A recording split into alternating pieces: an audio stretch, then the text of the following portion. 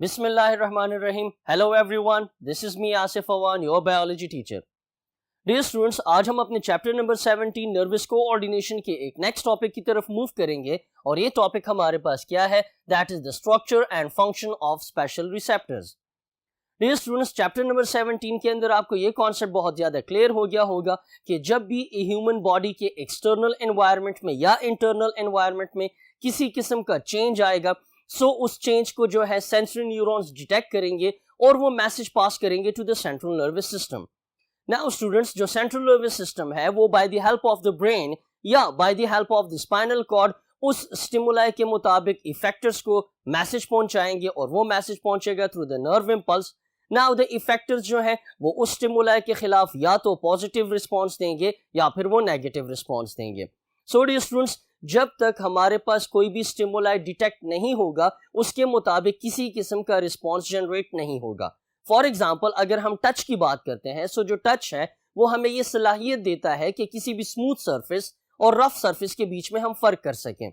सो अगर touch receptors मौजूद नहीं होंगे सो हमारे अंदर ये कैपेबिलिटी नहीं होगी. उसी तरह डियर स्टूडेंट्स, अगर हम पेन की बात करें, दर्द की बात करें, सो दर्द हमारे जिस्म महसूस करता है सिवाय ब्रेन के. ब्रेन एक ऐसा ऑर्गन है जहां पे कोई पेन फील नहीं होता. सो अगर बाकी ऑर्गन्स में भी पेन फील ना होता सो हमारी ह्यूमन बॉडी के लिए बहुत ज्यादा प्रॉब्लम्स क्रिएट हो जाती, क्योंकि दर्द जो है वो एक अलामत है किसी भी प्रॉब्लम की. सो स्टूडेंट्स, जितने भी रिसेप्टर्स हैं ये एक्चुअली आपके पास बहुत ही ज्यादा इंपॉर्टेंट हैं. Why? Because they will receive the stimuli, pass on to the central nervous system, and central nervous system will pass on the message to the effector. The effector will either give a positive response or a negative response. So इस topic के अंदर हम different receptors को पढ़ेंगे और वो receptors जो है एक जनरल तरीके से हम यहाँ पे स्टडी करेंगे. सो फर्स्ट ऑफ ऑल हम रिसेप्टर्स की डेफिनेशन पे जाते हैं. Receptors are usually cell surface proteins which receive stimuli and keep the central nervous system informed of all the changes occurring in the surrounding. So dear students, यहाँ पे मतलब ये हुआ कि receptors actually आपके पास किसी भी सेल के ऊपर मौजूद वो प्रोटीन्स होती हैं जो कि स्टिमुलाई को रिसीव करती हैं. नाउ ये जो रिसेप्टर्स हैं ये तमाम के तमाम सेल्स पर होते हैं, लेकिन जब हम नर्वस कोऑर्डिनेशन की बात कर रहे हैं सो यहाँ पे हमारे पास सेल से मुराद क्या होगा? यहाँ पे हमारे पास सेल से मुराद होगा कोई भी न्यूरॉन. इसके अलावा जो रिसेप्टर्स हैं वो जिस्म के तमाम सेल्स में पाए जाते हैं. नाउ स्टूडेंट्स, ये जो न्यूरॉन्स के ऊपर, उनकी सरफेस के ऊपर जो ये प्रोटीन्स हैं, व्हाट दे डू कि ये किसी भी एक स्टिमुलाई को, किसी भी चेंज को जो कि एनवायरनमेंट में आ रहा होगा एक्सटर्नल या इंटरनल, उसको डिटेक्ट करके मैसेज देंगे to the central nervous system, जिसकी वजह से सेंट्रल नर्वस सिस्टम क्या होगा, वो बाखबर रहेगा और वो आगे रिस्पॉन्सेस को जनरेट करेगा according to what, according to the changes in the surrounding. और जैसे मैंने आपको कहा कि ये कोई पॉजिटिव रिस्पॉन्स भी हो सकता है और उसके साथ साथ नेगेटिव रिस्पॉन्स भी हो सकता है. नाउ डियर स्टूडेंट्स, एक ह्यूमन बॉडी के अंदर जनरली जो रिसेप्टर्स पाए जाते हैं उनमें हमारे पास है chemo receptors, photo receptors, mechano receptors, sono receptors and nociceptors, जिनको हम पेन रिसेप्टर्स भी बोलते हैं. नाउ स्टूडेंट्स, जो कीमो रिसेप्टर्स हैं ये एक्चुअली वो रिसेप्टर्स हैं जो कि किसी भी केमिकल्स को डिटेक्ट करेंगे. और ये कहाँ पे पाए जाते हैं? ये आपको मिलेंगे टंग में और नोज में. उसकी वजह ये है कि जो टंग है वो डिफरेंट जायकों को डिटेक्ट कर सकती है. सो जो जायका है उसके लिए रिस्पॉन्सिबल कुछ केमिकल्स हैं. सो मतलब यहाँ पे क्या हुआ कि जुबान में कीमो रिसेप्टर्स मौजूद हैं. इसी तरह जो नोज है वो different types of perfumes, different types of smells को डिटेक्ट करती है. परफ्यूम्स और स्मेल या गैसेस जो है वो केमिकल्स हैं. सो नोज के अंदर कीमो रिसेप्टर्स पाए जाते हैं. साथ में हम बात करते हैं फोटो रिसेप्टर्स की. नाम से जाहिर है फोटो मींस लाइट. सो ये एक्चुअली वो रिसेप्टर्स हैं जो कि लाइट को डिटेक्ट करेंगे and they will be found where, they will be found in the eyes. जो मैकेनो रिसेप्टर्स हैं, इसका जो वर्ड है ये निकला है मैकेनिक्स से, और मैकेनिक्स आपको पता है कि जिसके अंदर हम मोशंस की बात करते हैं, प्रेशर्स की बात करते हैं. सो मैकेनो रिसेप्टर्स एक्चुअली हमारे पास स्किन में मौजूद होती हैं जो कि टच में हेल्प करती हैं, प्रेशर को डिटेक्ट करने में हेल्प करती हैं. और उसके साथ साथ जो मैकेनो रिसेप्टर्स हैं वो ब्लड वेसल्स में भी पाई जाती हैं, साथ साथ में ब्रोंकियोल्स में भी होती हैं. फर्स्ट ईयर में आप पढ़ चुके थे कि जो ब्लड वेसल्स हैं वो डायलेट कर सकते हैं और कॉन्स्ट्रिक्ट हो सकते हैं. किसकी वजह से? According to the pressure provided by the blood. इसी तरह ब्रोंकियोल्स की हम बात करें, सो जो ब्रोंकियोल्स हैं वो भी कॉन्स्ट्रिक्ट और डायलेट होते हैं, जिसकी वजह से लंग्स में जो एयर फ्लो है वो एक कांस्टेंट रेट से चलती है। नाउ डियर स्टूडेंट्स, जो ये ब्रोंकियोल्स और ब्लड वेसल्स का कॉन्स्ट्रिक्ट होना है और डायलेट होना है, ये एक्चुअली किस पे डिपेंड करेगा? By the action of the mechanoreceptors. साथ साथ में डियर स्टूडेंट्स, जो सोनो रिसेप्टर्स है, सोनो मीन साउंड, ये वो रिसेप्टर्स हैं जो कि एक ईयर में पाए जाते हैं, और नोसिसेप्टर या पेन रिसेप्टर्स हैं, ये वो रिसेप्टर्स हैं जो कि हमारी तमाम बॉडी में मौजूद होती हैं एक्सेप्ट द ब्रेन, जो कि पेन को डिटेक्ट करती हैं। सो डियर स्टूडेंट्स, पेन जो है, दर्द जो है, ये बहुत ही इंपॉर्टेंट चीज है, क्योंकि दर्द के बगैर किसी भी मसले का पता नहीं चलता। और इसी तरह एक शायर ने फरमाया है, दर्द दिल के वास्ते पैदा किया इंसान को, वरना इताअत के लिए कुछ कम न थे कर रो बया। सो जो पेन है, ये एक बहुत ही इंपॉर्टेंट फैक्टर है ह्यूमन लाइफ का। So dear students, one by one जो है, जो आपकी बुक में रिसेप्टर्स मौजूद हैं, जो स्ट्रक्चर्स है और उनके फंक्शन है, उसकी तरफ मूव करते हैं। सो जो फर्स्ट हमारे पास रिसेप्टर जो है उसको डिस्कस करने जा रहे हैं, that is what? That is the touch. Dear students, जो टच है, इसको हम, इस फिनोमेना को हम दूसरा नाम दे सकते हैं, it can be called as tactition. और इस फिनोमेना को आप दूसरा क्या नाम दे सकते हो? It can also be called as mechano reception. और इसके लिए रिस्पॉन्सिबल जो रिसेप्टर्स हैं उनको हम क्या बोलते हैं? मीसनर्स कार्पसल्स बोलते हैं। सो स्टूडेंट्स, टच की जो डिटेक्शन है, इसकी जो सलाहियत है, उसको टेक्टेशन बोलेंगे, और इसके लिए जो रिसेप्टर्स हैं, they are called as what? Meissner corpuscles. Now dear students, जो मीसनर कार्पसल्स हैं, जो कि टच रिसेप्टर्स हैं, they are actually found where? They are actually found in skin under hair follicles. जो बाल हैं, बालों की जो जड़ें होती हैं, उसके नीचे हमारे पास टच को डिटेक्ट करने वाले रिसेप्टर्स होते हैं, जिनको मीसनर कार्पसल्स बोलते हैं। सो अगर कोई बंदा शेव कर लेता है और उसकी वजह से बाल जो है वो हट जाते हैं और फॉलिकल्स डैमेज हो जाते हैं, सो वो जगह जो है मजीद टच को डिटेक्ट नहीं कर सकती कुछ टाइम के लिए, जिसको हम टेक्टाइल एनेस्थीसिया बोलते हैं। सो डियर स्टूडेंट्स, एमसीक्यू के लिहाज से याद ये रखिएगा कि अगर हेयर रिमूव किए जाते हैं, हेयर फॉलिकल्स डैमेज होते हैं, तो उसकी वजह से जो टच की सलाहियत है वो कम होती जाती है। साथ साथ में जो मीसनर कार्पसल्स हैं, ये आपको और कहां पे फील होंगे, कहां पे मौजूद होंगे? They will be present where? In the tongue, they will be present in the throat, and they will be present in the mucosa. Now जब हम टंग, थ्रोट और म्यूकोसा की बात करते हैं, सो आप जब टंग को टच करते हैं, सो टंग जो है वो फील करती है उस टच को। सो इसका मतलब वहां पे मीसनर कार्पसल्स मौजूद हैं। इसी तरह थ्रोट है और म्यूकोसा है, जब आप कोई चीज निगलते हैं तो आपको फील होता है कि भाई ये चीज सख्त है या सॉफ्ट है। सो एक्चुअली टच रिसेप्टर्स वहां पे मौजूद हैं, जिसकी वजह से आपको फीलिंग आती है। So that is what? That is the function of the Meissner corpuscles. Now dear students, जब हम टच रिसेप्टर्स की बात करते हैं, सो रिसर्च से पता ये चला है कि majority of the touch receptors या majority of the mesonar corpuscles जो है, they are found where? They are found at the tips of the fingers and at the tip of the tongue. जुबान का जो सिर्रा है उसके ऊपर mesonar corpuscles की तादाद बहुत ज्यादा होती है, और इसी तरह जो फिंगर टिप्स हैं वहां पर भी आपके पास टच रिसेप्टर्स काफी ज्यादा तादाद में मौजूद होते हैं as compare to the rest of the body. So हम इसको ऐसे बोलेंगे that they are found rich at the tips of fingers and at the tips of the lips. So actually जो हमारे पास फिंगर टिप्स हैं, वहां पे होता क्या है? वहां पे हमारे पास तकरीबन 1 सेंटीमीटर स्क्वायर में 100 रिसेप्टर्स होते हैं या 100 न्यूरॉन्स होते हैं जो कि टच को डिटेक्ट करते हैं। बाकी अगर आप टिप ऑफ द फिंगर से नीचे हैंड पे जाते हैं, हथेली वाली जगह पे जाते हैं, सो वहां पे हमारे पास पर सेंटीमीटर स्क्वायर सिर्फ 10 पाए जाते हैं। तो इसका मतलब जो फिंगर टिप्स हैं और उसके साथ साथ जो लिप्स की टिप्स है, वहां पे रिसेप्टर्स की तादाद बहुत ज्यादा है। बाकी बॉडी के लिहाज से रेशो आपके पास क्या है? That is 100:10। Now dear students, जो टेक्टेशन है, जिसको मैकेनो रिसेप्शन बोल सकते हैं, यहाँ पे कुछ डिसऑर्डर्स भी आ सकती हैं। सो यहाँ पे हम 2 डिसऑर्डर्स को डिस्कस करेंगे। One is called as what? One is called as tactile anaesthesia and the second one is called as paraesthesia. What is tactile anesthesia? Tactile anesthesia का मतलब ये है कि जब एक ह्यूमन बॉडी इनेबल होगा किसी भी चीज को फील करने में, for example if I place my hand here, so यहाँ पे मुझे सरफेस स्मूथ नजर आ रही है, सो इसका मतलब I have the ability to touch the things.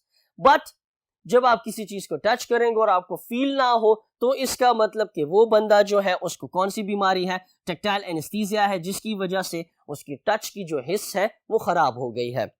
साथ में डियर स्टूडेंट्स, अगर हम सेकंड डिसऑर्डर की बात करते हैं, that is what paraesthesia. Paraesthesia क्या है? आप लोगों ने नोट किया होगा कि अगर आप दोजानो बैठ जाते हैं या आपका हाथ जो है सोते वक्त सर के नीचे काफी देर तक रहता है, तो उसके बाद जब आप जागते हैं सो आपके हाथ में आपको कुछ टिंगलिंग फील होती है, प्रिकिंग फील होती है और नम्बनेस आती है। मतलब वो जगह जो है हाथ बिल्कुल सो जाता है और वो कुछ भी फील नहीं कर रहा होता अप टू सम टाइम। इस कंडीशन को हम क्या बोलते हैं? That is called as what? Paraesthesia. और इसकी वजह यह है कि जब आपका हाथ बैंड होता है सो ब्लड फ्लो जो है वो मुतासिर होती है। उसके अलावा बहुत सारी ऐसी प्रॉब्लम्स भी हैं जिसके नतीजे में यही जो नमनेस है, यही जो सो जाना है, ये जो प्रिकिंग है या टिंगलिंग है, जिसमें स्किन जो है वो थोड़ी सी लरसती है, ये एक्चुअली किस चीज की वजह से होता है? Because of what? Because of the nerve damage. और जो नर्व डैमेज है ये एक्चुअली मैसेजेस की कम्युनिकेशन में हेल्प करते हैं। और ये जो पैरेस्थीसिया है ये टेम्पररी भी हो सकता है और उसके साथ साथ परमानेंटली भी होता है।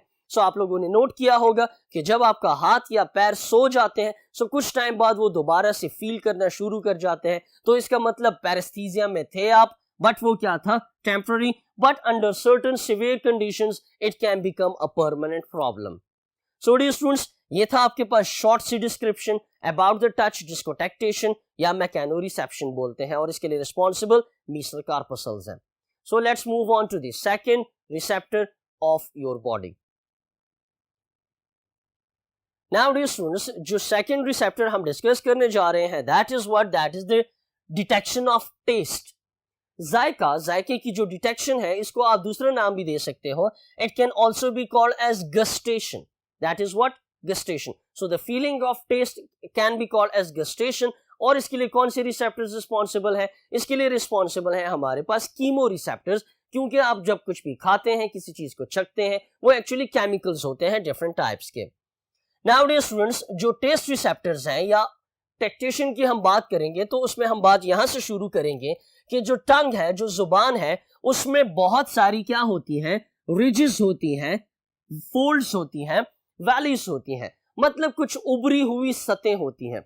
और अगर आप अपनी ही जुबान को गौर से देखते हैं तो जुबान की सरफेस के ऊपर आपको छोटे छोटे दाने मिलते हैं। सो ये दाने एक्चुअली क्या हैं? ये रिजेस हैं या वैलीज हैं जो कि टेस्ट को डिटेक्ट करने में हेल्प करेंगी। और इन छोटे छोटे दानों को हम बोलते क्या है? They are called as what? They are called as papillae. They are called as what? They are called as the papillae. Now dear students, जो human tongue है वहां पे हमारे पास 4 different types of papillae पाए जाते हैं, जिनके नाम ये है filiform papillae, fungiform papillae, foliate papillae and circumvallate papillae.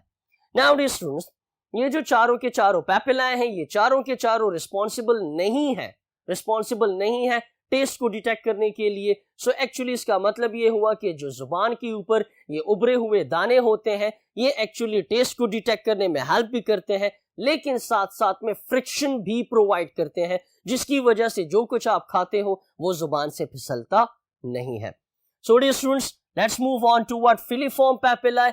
Filiform papillae जो है ये उभरी हुई सतह होती हैं और इनकी शेप कैसी है? That is what? That is a cone shape. और कोन आप लोगों को ऑलरेडी पता है ना। उसके साथ साथ जो फिलीफॉर्म पैपिलाए हैं they are found all over the tongue.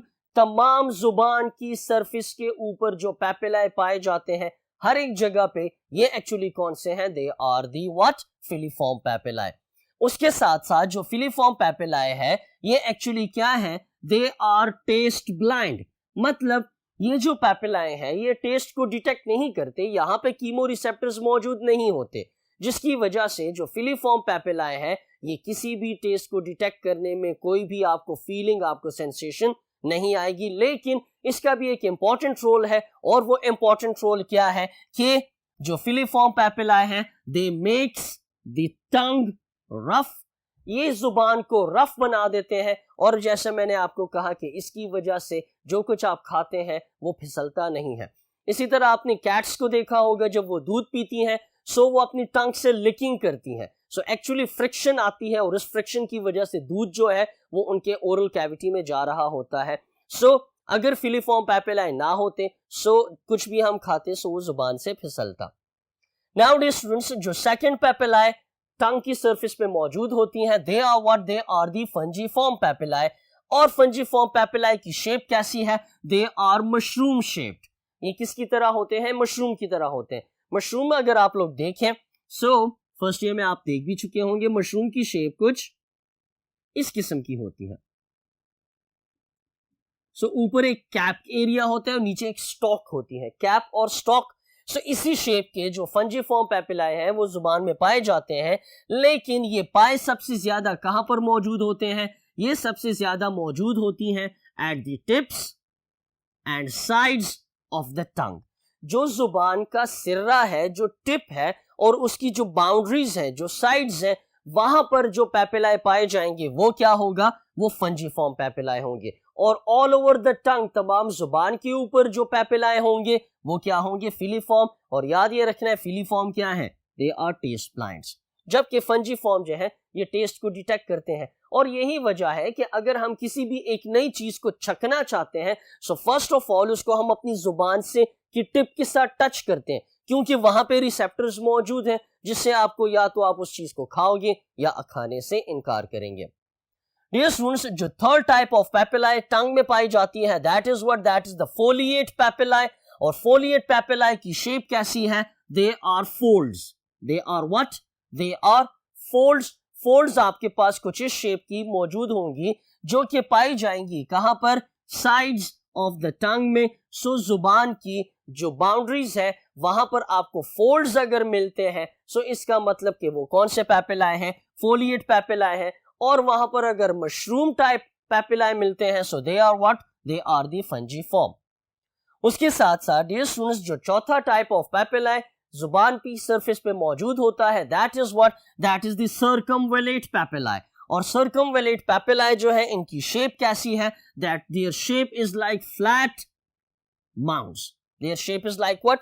Flat mounts. Flat का मतलब चिपटे हुए, माउंट्स का मतलब थोड़े से उभरे। पश्तो में हम खट बोलते हैं। खट एक्चुअली वो जगह होती है जहां पे छोटे छोटे पहाड़ होते हैं। सो एक्चुअली जो सर्कमवेलेट है ये आपके पास छोटी सी फ्लैट उभरी हुई सरफेसेस होंगी जिनके गिर्दा गिर्द, और they are surrounded by what? They are surrounded by a trench. और ये कहां पे पाए जाते हैं? They are found at the back of the tongue. जुबान की पीछे वाली सरफेस पे ये मौजूद होते हैं। सो डियर स्टूडेंट्स, ये जो पैपिलाई है इनके साथ टेस्ट बड्स होती हैं और उन टेस्ट बड्स के नीचे जो है कीमोरिसेप्टर्स होते हैं जो कि मैसेज ले जाते हैं टू द ब्रेन, और आपको पता चलता है कि कोई भी चीज मीठी है, कड़वी है या व्हाटएवर मिर्चों वाली है, कुछ भी हो सकता है।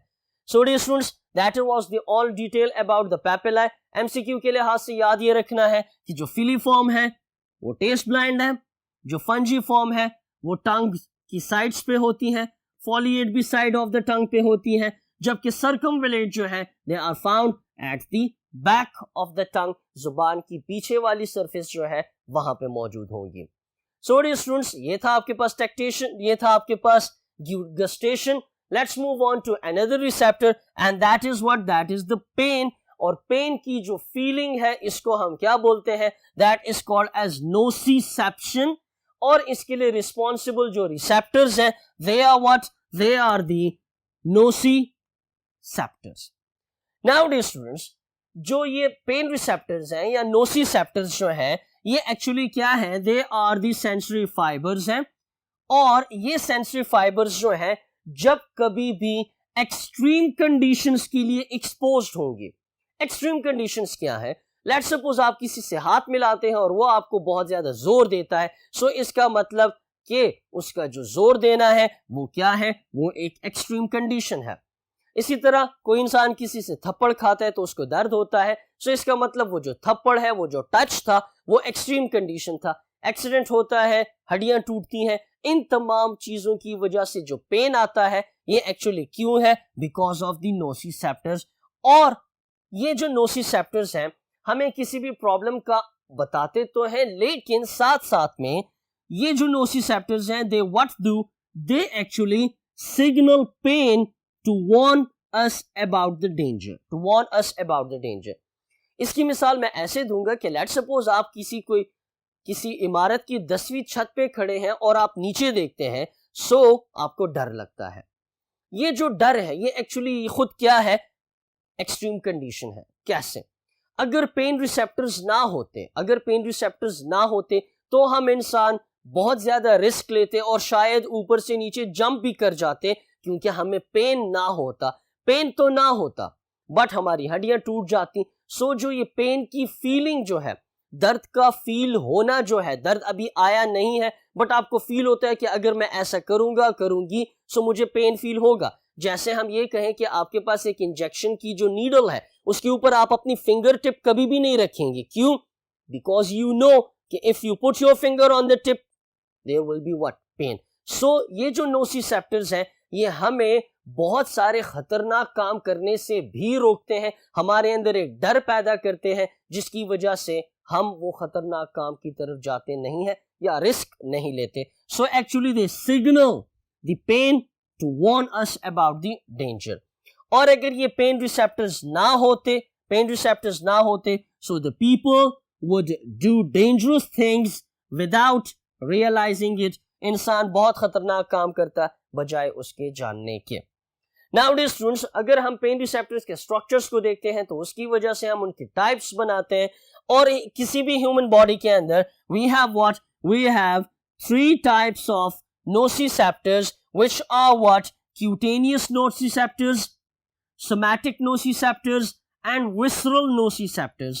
Nowadays students, cutaneous nociceptors वो receptors हैं, वो पेन रिसेप्टर्स हैं जो कि स्किन में पाए जाते हैं। इसी तरह सोमैटिक की अगर हम बात करते हैं, सो सोमैटिक नोसिसेप्टर्स वो रिसेप्टर्स हैं जो कि पाए जाते हैं where in the bones and in the joints.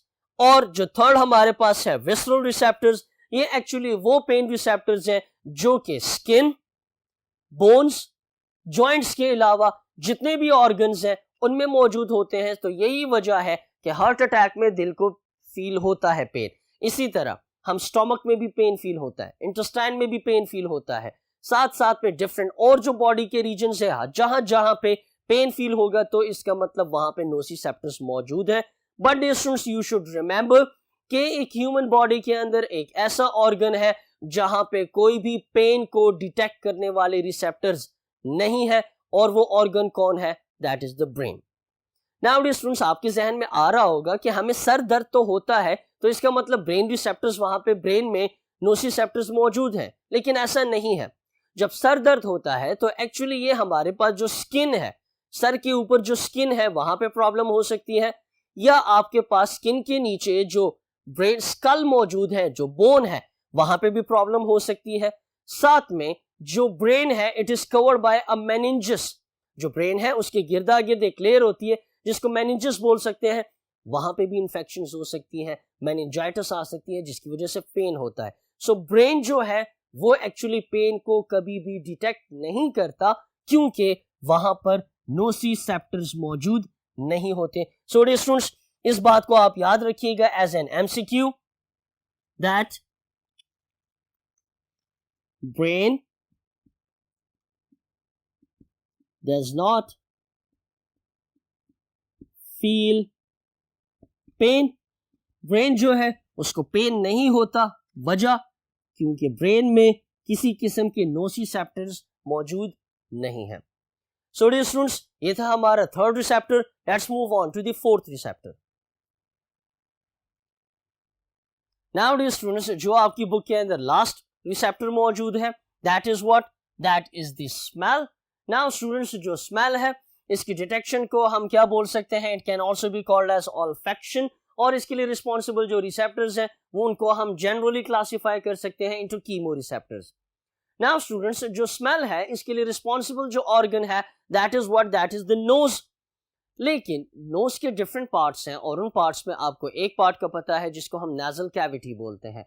Now students, जो नेजल कैविटी है उसकी ऊपर वाली सरफेस, नेजल कैविटी की ऊपर वाली सरफेस पे हमारे पास क्या मौजूद होते हैं? हमारे पास मौजूद होता है olfactory mucosa. Now dear students, जो ये ऑल्फैक्टरी म्यूकोसा है ये एक्चुअली क्या है, बनी होती है एपिथेलियल लेयर से, और उसके साथ साथ यहाँ पे म्यूकस भी मौजूद होता है, और साथ में जो कीमोरिसेप्टर्स हैं उनकी एंड्स जो हैं, उनकी फाइबर्स जो हैं वो भी मौजूद होती हैं. So dear students, we can say that they are found in the nose, but where in the nose? In the upper region of the nasal cavity, on the upper layer of the nasal cavity. और साथ साथ में जो olfactory mucosa है, it contain what? Olfactory receptor neurons. और olfactory mucosa आपको बताया कि ये एक्चुअली बना होता है olfactory epithelial membrane से, साथ में आपके पास nerve endings होती हैं जो कि स्मेल को डिटेक्ट करती हैं. Now students, जो olfactory receptors हैं, जो ये न्यूरॉन्स हैं, इनमें हमारे पास सीलिया होती हैं, और उन सीलिया के ऊपर क्या मौजूद है? रिसेप्टर प्रोटीन्स मौजूद हैं. नाउ स्टूडेंट्स, यहाँ पे जो न्यूरॉन्स हैं वो बाकी न्यूरॉन्स से थोड़े से डिफरेंट इस लिहाज से हैं कि नोज में जो न्यूरॉन्स मौजूद हैं उनकी जो फाइबर्स हैं उनके ऊपर सीलिया भी मौजूद होती हैं, और वो सीलिया जो है उनके ऊपर रिसेप्टर्स मौजूद होते हैं जो कि डिफरेंट केमिकल्स को डिटेक्ट करके मैसेज पहुंचाते हैं टू द ब्रेन, और ब्रेन आपको बताता है कि ये गुलाब की खुशबू है, चंबेली की खुशबू है, या ये कोई डिफरेंट टाइप ऑफ परफ्यूम है. नाउ स्टूडेंट्स, जो ऑल्फैक्शन है, जो डिटेक्शन ऑफ स्मेल है, ये एक्चुअली हमारे पास वो सेंस है एक ह्यूमन बॉडी के अंदर जिसका इस्तेमाल बहुत ज्यादा कम है. अगर आप अपनी डेली लाइफ रूटीन को देखें तो आपको ये फील होगा कि हम अपनी नोज को बहुत ज्यादा यूज नहीं करते. हाँ, खुद ब खुद कोई स्मेल आ जाती है, वो हमें डिटेक्ट हो जाती है. कभी भी हम स्मेल को अपने सर्वाइवल के लिए बहुत ज्यादा यूज नहीं करते.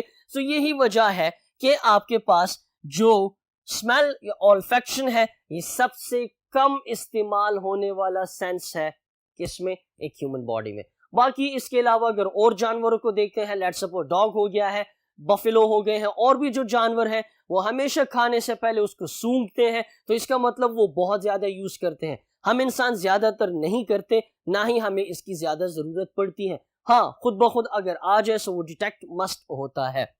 सो डियर स्टूडेंट्स, जो ह्यूमन नोज है, जो ह्यूमन रिसेप्टर्स है, स्मेल को डिटेक्ट करने के लिए हमारे पास तकरीबन 1000 डिफरेंट टाइप्स ऑफ रिसेप्टर्स हैं, जो कि 1000 डिफरेंट टाइप्स ऑफ जो ऑर्डर्स हैं और स्मेल्स हैं उनको डिटेक्ट कर सकते हैं.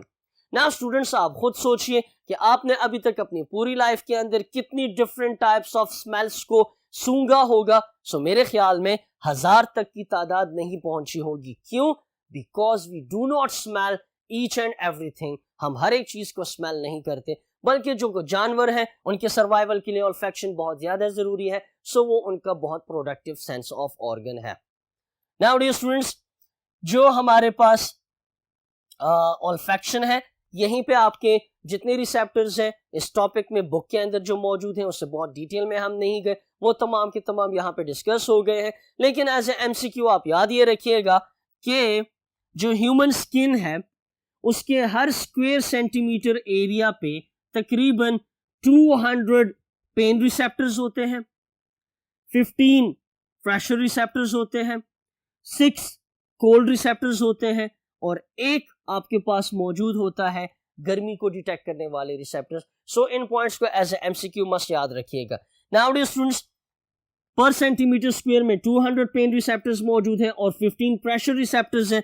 जो ये प्रेशर रिसेप्टर्स हैं ये एक्चुअली कौन से हैं? They are actually what? ये आपको हेल्प करती हैं किस चीज में? In giving the touch. और उसके साथ साथ जो ये कोल्ड रिसेप्टर्स हैं और जो वार्म रिसेप्टर्स हैं इनको हम क्या बोल सकते हैं? They are called as what? They are called as thermoreceptors. So dear students, human body में 5 sensory organs हैं, और उन sensory organs में सिवाय आई के, आंख के, हम चारों के चारों को डिस्कस कर गए हैं, और तमाम के तमाम रिसेप्टर्स की जनरल डिटेल पे गए और उनके फंक्शंस पे गए. सो डियर स्टूडेंट्स, ये टॉपिक शॉर्ट क्वेश्चन और एमसीक्यू के लिहाज से बहुत ही ज्यादा जरूरी है. आई होप आपको क्लियर हो गया होगा. सो नेक्स्ट लेक्चर में आपसे दोबारा मुलाकात होती है. तब तक अपना बहुत ज्यादा ख्याल रखिएगा. Take care. अल्लाह हाफिज.